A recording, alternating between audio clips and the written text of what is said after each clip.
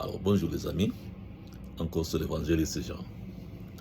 Et ici là je vais parler la deuxième partie pour le témoignage, les choses qui ont fait que je sois ce que je suis devenu. D'abord c'était le salut, maintenant quelles sont la fondation que le Saint-Esprit a posée dans moi, afin que je tienne debout jusqu'à aujourd'hui.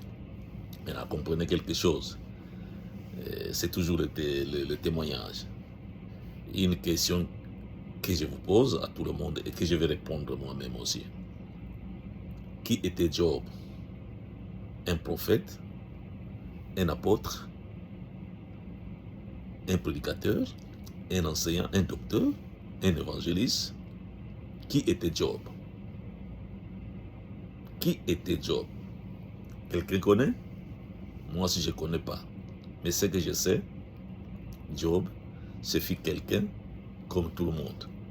Mais qu'est-ce qui fait que Job, qu'on parle de lui dans la Bible, ça fait son témoignage? C'est le témoignage de Job qui fait que Job, on parle de lui dans la Bible et que tout le monde presque connaît le nom de Job à cause de son témoignage. Comprenez alors combien le témoignage est si important pour moi et pour toi aussi. C'est pour cela que je vais vous donner encore aujourd'hui la suite de mon témoignage. Alors, quelle est la suite? Après que j'ai été converti dans le Seigneur et que je vous dis toutes les personnes que j'ai rencontrées, comment je me suis incliné devant le Seigneur, alors il y a eu quelque chose qui s'est passé pour la deuxième étape. J'étais à la maison et puis le pasteur Marie-José et quelques Marie-José Kassa, Kebassani et quelques frères en Christ ont organisé une veille de prière dans la maison du pasteur Marie-José. Pendant ce temps, elle était juste diaconesse, pas pasteur. Et elle m'a invité, moi et mon épouse. Ils étaient, je crois, entre 6 ou 7 comme cela. Donc, on faisait presque 8 personnes. Alors, nous sommes partis là-bas dans la nuit. On a commencé la veille, je crois, à minuit. Non, à 10 heures. On a commencé à chanter. Pendant que sa famille dormait dans la chambre, nous étions au salon. Nous avons commencé à chanter, nous avons chanté, nous avons loué, nous avons adoré le Seigneur. Et vers minuit, quelque chose se passe. Et ça se passe sur moi. Pendant que nous chantions, nous dansons, nous sautions, nous acclamons les mains. Alors j'ai senti une force. Une force est descendue sur moi. Et que je n'ai pas pu me tenir debout, je suis parti à genoux. Je me suis mis à genoux. Et pendant que je me suis mis à genoux, j'ai commencé à pleurer. Et pendant que je pleurais, au même moment, je posais aussi la question à quelqu'un que je ne connaissais pas vraiment très bien, au Seigneur. Je disais, Seigneur, pourquoi je pleure? Et c'était comme cela, je ne pourrais pas me retenir. C'est comme si quelqu'un qui a reçu un message aussi n'est pas bon, c'est-à-dire triste, et quelque chose qui s'est passé que tu n'arrives pas à te retenir, ne pas pleurer. J'ai pleuré. Pendant 7 ans, l'équipe de la veille de prière, il continuait à louer, il continuait à prier, il continuait à chanter, et même mon épouse ne s'est pas approchée de moi. Et j'étais resté à genoux presque 1 heure du temps. Alors, quand j'ai fini de pleurer, je me suis mis debout. Quand je me suis mis debout, mes bien-aimés, ce qui s'est passé dans ma vie, c'est incroyable. C'est comme si, avant ce moment, j'avais des fardeaux devant moi. C'est-à-dire, je portais des fardeaux très lourds. Très lourds. Et qu'après cet événement, après cette expérience, je pourrais dire, c'est comme si je pouvais m'envoler. Je sentais que je pouvais m'envoler et puis c'était très bien. Et nous avons continué à chanter jusqu'à, je crois, on a loué, on est resté à prier là-bas jusqu'à 3 heures du matin. Et à 3 heures du matin, nous avons fini la veille de prière. Chacun est reparti chez lui. Et nous sommes repartis aussi, nous aussi chez nous, avec mon épouse. Et on arrive là-bas, mon épouse est partie dormir et moi, je suis resté au salon. Pendant que je suis resté au salon, j'ai pris ma Bible et il y avait une soif en moi qui, c'est comme si je vais découvrir quelque chose cette nuit-là, avant la veillée, avant le matin, dans la Bible, mais je ne savais pas c'est quoi c'est ça là. Qu'est-ce que je cherche? Je ne sais pas. J'allais de page en page, je lis un peu, je change la page, je lis un peu. Et tout ce que je lisais, c'était très, très, très bon. Et après, je suis tombé dans Matthieu 4, où je vis Jésus qui a été conduit dans le désert par le Saint-Esprit pour les 40 nuits et les 40 jours pour aller jeûner. J'ai dit, ça, je me suis posé la question, mais comment le Seigneur, lui le Seigneur, qui savait tout, qui connaît tout, lui c'est lui l'incarnation des biens, c'est lui l'incarnation du monde, c'est lui Dieu. Comment il peut jeûner 40 jours et 40 nuits? Alors, je réfléchissais à cela, j'ai dit que bon, je crois que c'est bon, je vais suivre ce qu'il a fait parce que j'ai appris comment suivre Jésus. Donc je vais suivre ce que Jésus a fait. Mais je me suis dit non, 40 jours, 40 nuits, dans la brousse tout seul, je ne pense pas que je pourrais arriver. Et je me suis dit que je ferai cela un jour. Et je suis parti dormir vers 5h30 comme cela. Je me suis endormi. Et le jour après, je me suis réveillé. Et pendant tous ces jours-là qui suivaient, j'ai médité sur les 40 nuits et 40 jours. Je pensais où aller pendant ce temps. Pendant ce temps, quelle est la bonne direction, quel est le bon endroit pour aller. Donc, pendant ce temps, je réfléchissais. Alors, j'ai pensé que, ok, je vais aller après la SCG, c'est ceux qui connaissent la ville, de projet après la SCG, et puis la brousse qui est entre l'océan et la ville. Donc, je vais rester au milieu là-bas. Il y a la brousse là-bas, il y a des parties de forêt, donc je vais chercher quelque part là. J'ai dit, ok, je ferai ça un de ces jours. Et puis, on a continué la vie. Alors, un jour, je me réveille comme cela, j'ai dit, ok, aujourd'hui, c'est aujourd'hui, je vais aller. J'ai prié, j'ai demandé au Seigneur et j'étais convaincu que c'est vraiment le jour. J'ai pris mon sac, après, j'ai commencé à marcher pour la brousse, pour le désert. Alors, je marchais. Alors, le doute commençait à venir dans mon cœur. J'ai dit, Seigneur, je vais rester dans la forêt 40 nuits et 40 jours tout seul. Et je n'ai même pas prévu à ma famille. Mais en tout cas, c'est ce que je veux. Maintenant, je vais te demander quelque chose, Seigneur. Si tu peux prendre un jour, c'est-à-dire, je ferai 15 jours, et que tu considères ces jours-là pour 40 nuits et 40 jours, est-ce que ce n'est pas possible? Alors, qu'est-ce qui me pousse de faire ce jeûne? C'est vrai que ce jeûne était difficile en réalisant cela, comment peut se faire 40 jours et 40 nuits. Mais j'ai lu après ce que Jésus est devenu après les 40 jours et les 40 nuits. Comment il a guéri les malades, il a délivré les captifs, comment il a résisté des morts. J'ai dit, non mais ça, le monde a besoin de ça. Si le monde a besoin de ça aujourd'hui, eh bien tout le monde sera content. Donc Seigneur, je vais en faire. C'est ce qui m'avait motivé quand je vis les résultats après qu'il soit sorti des jeûnes et de la prière. Donc je demande au Seigneur, peux-tu accepter le un jour pour 40 nuits et 40 jours, Seigneur? Alors j'ai commencé à douter, j'ai dit bon, peut-être c'est pas bon, je vais rentrer. Et puis bon, je vais me préparer plus tard. J'ai dit non, je vais toujours aller, je vais faire un jour. Mais en tout cas, je crois que je demande au Seigneur que ce un jour soit considéré comme 40 nuits et 40 jours. J'ai continué d'aller en brousse. Je suis parti un peu profond de la brousse, là-bas dans les herbes. J'ai trouvé un petit bois qui était juste un peu dépassé un peu de ma taille parce qu'il faisait très chaud. Vers 7 heures déjà, j'ai souillé déjà. J'ai dit que ok, je vais être ici là sous ce petit bois. Un petit bois, c'est-à-dire il n'y a rien quoi, tu vois. À peine grandi. Donc je vais être ici là, je vais y passer toute la journée ici là. Après 18h, 19h, je vais rentrer à la maison. Alors, je suis arrivé là-bas et heureusement, sous ce petit bois, j'ai trouvé un caillou, un grand caillou, c'est une grosse pierre. Et je crois qu'il y a quelqu'un qui était là, qui était assis là aussi avant. Alors j'ai déposé mon sac. Alors j'ai dit, avant que je ne commence toutes choses, je vais commencer une prière. Je vais faire une prière d'ensemble, c'est-à-dire dans le tout du début jusqu'à la fin.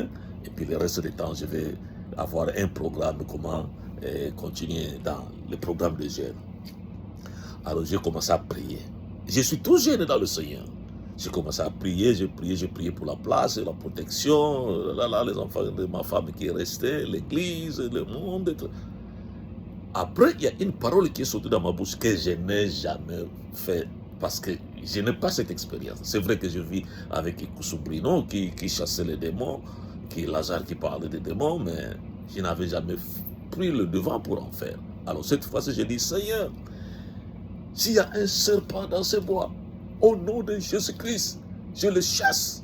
S'il y a un serpent, je le chasse au nom de Jésus. Alors, ces cailloux-là dont je vous ai parlé, cette pierre-là que je vous parle, c'était juste à la souche du bois. Alors, j'ai pris les cailloux-là, j'ai reculé, je crois, d'un pas, j'ai fait tomber les cailloux parce que c'est là où je voulais m'asseoir. Alors, j'ai fait tomber les cailloux, j'ai tourné encore contre le bois, j'ai pris la position de vouloir m'asseoir. Les bien-aimés, avant que je ne m'asseye, un gros serpent est tombé de ce bois-là.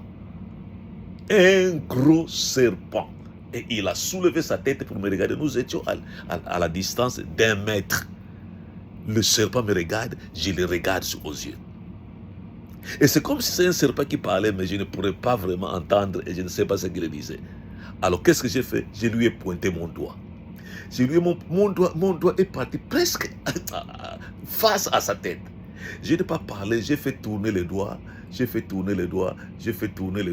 jusqu'à dans les herbes. Je lui ai montré la direction et puis je lui ai regardé. Quand je lui ai regardé, le gros serpent s'est tortillé pour suivre la direction de mon doigt, aller dans les herbes. C'est à partir de là que moi-même aussi j'étais devenu presque un fou dans les herbes. J'ai loué, j'ai prié, j'ai chanté, j'ai adoré le Seigneur, à genoux. J'ai oublié même pas la pensée que ce serpent qui est parti, est-ce qu'il ne peut pas tourner et puis vouloir m'attaquer, ou bien est-ce que vraiment il est parti où? Il n'y avait pas ces questions, c'est comme si, comme je lui ai envoyé comme ça dans les lieux arides, c'est comme s'il est perdu et il est perdu pour toujours. J'avais cette assurance et je ne pensais même plus à lui. Et jusqu'à ce que l'heure de la fin de ma prière, mon jeûne et prière est fini, je suis reparti à la maison. Bon, maintenant, regardez, je vais vous expliquer un peu ce qui se passe. Vous savez, tout le monde connaît l'histoire de Jésus-Christ dans le désert, avant qu'il ne finisse vraiment vers la fin de son jeûne. Comment le serpent, qui est juste un esprit, est venu pour lui tenter, pour lui faire manger, pour lui vouloir lui donner la gloire, pour vouloir lui donner le monde, la richesse du monde. Et Jésus n'a pas cédé à cela. Il lui a réfuté par la parole et le serpent est parti. Est-ce qu'il y a parmi vous qui a déjà fait cette expérience, qui est dans le jeûne et avoir cette expérience de serpent? J'ai eu cette grâce. Bon, maintenant, comment ceci s'est passé? Le diable est venu avant même que je commence. Parce que toujours les serviteurs de Dieu ne pourront jamais être égaux à Jésus-Christ. Jamais. Toujours. Mais Jésus dit que si ils ont fait ça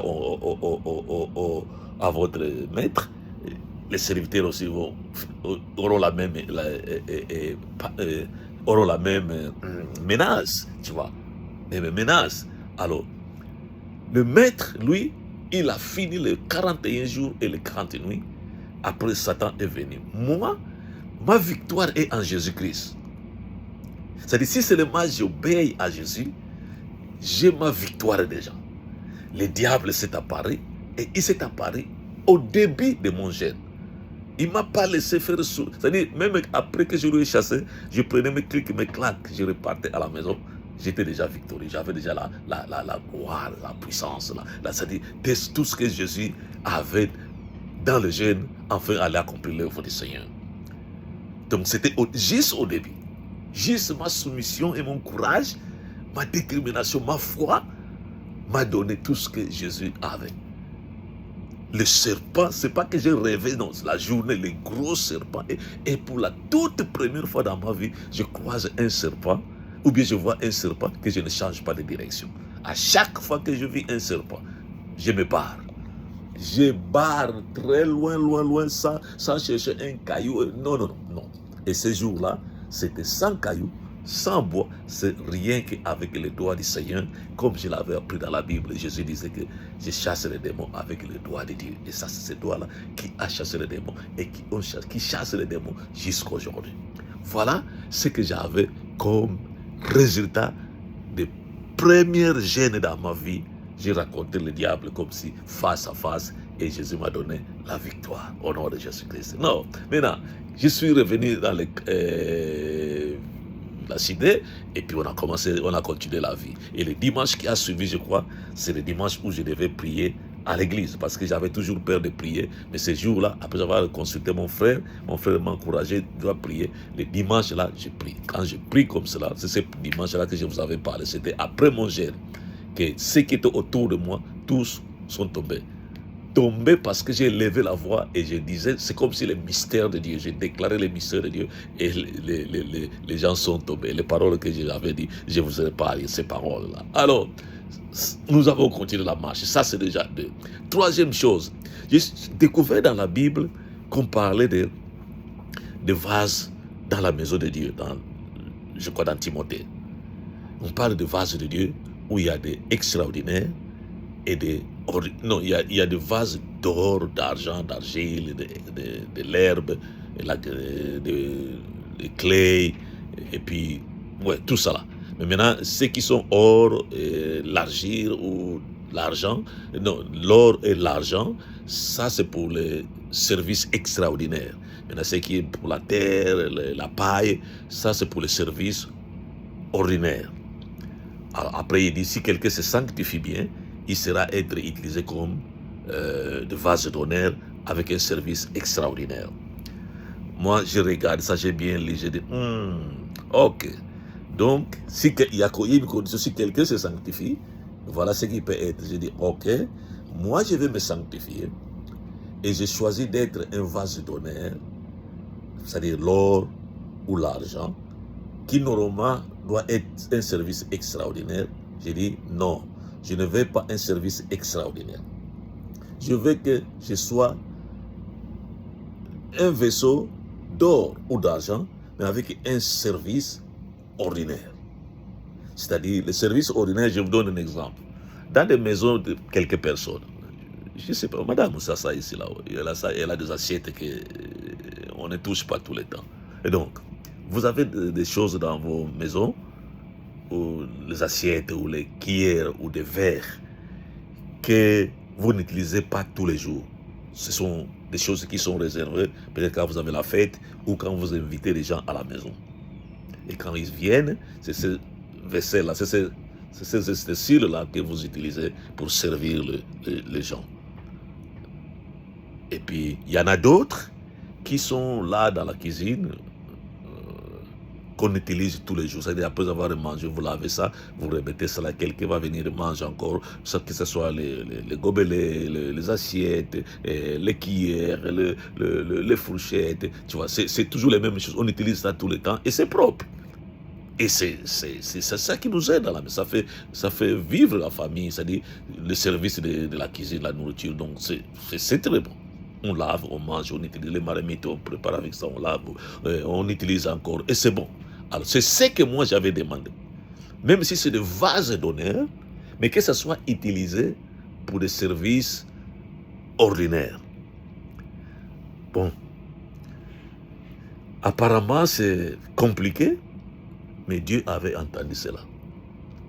Vous savez que beaucoup de choses qui se passent dans les croisades, que les people... Moi, j'ai vu ça à l'hôpital, dans des maisons, dans les rues, et je ne sais pas où, dans les églises, les petites églises. C'est là où j'ai vu tous les miracles que les disciples et les apôtres ont déclarés. Moi, j'ai vu ça, mais pas dans les croisades. Parce que je n'avais pas cherché un service extraordinaire. j'avais cherché un service ordinaire. Mais tout ce que vous entendez comme témoignage, on viendra là, dans les enseignements que je vais donner, vous allez entendre que je vais commencer à porter les témoignages encore, comment le Seigneur a utilisé ma personne, mais dans des services ordinaires, mais étant un vase d'or ou d'argent extraordinaire. Vous voyez ça? Mais parce que j'avais accepté de se sanctifier. Donc, si tu te sanctifies aujourd'hui, tu peux choisir qui tu veux être dans le Seigneur. C'est pas facile de comprendre cela, mais c'est cette démarche-là que j'ai choisi qui je vais être pour le Seigneur. Je voudrais être un vase d'or ou d'argent avec un service extraordinaire, mais j'ai choisi d'être or ou l'argent avec un service ordinaire. C'est-à-dire, j'ai même des services que je fais une personne. C'est-à-dire, je refuse d'aller à l'église, je vais chez quelqu'un dans sa maison, je fais le service dans sa maison, je repars à la maison. Et c'est comme ça que je travaille. Mais les évangélistes qu'on connaît dans le monde entier, si vous leur demandez quelle est votre expérience, par exemple, dans seul, ou bien vous allez dans les quartiers, combien vous avez fait, vous verrez qu'ils n'ont pas cette expérience. Ils n'ont pas cette expérience. Donc, et ce sont des vases d'honneur qui ont des services extraordinaires. Moi, j'ai des vases d'honneur qui ont des services ordinaires, parce que c'est moi qui l'avais demandé. Voilà, aujourd'hui, j'arrête par là. Donc, 21 minutes, et le reste, on va suivre encore. Que Dieu vous bénisse. C'est l'évangéliste Jean Dillard, les Coussadeurs. Alléluia.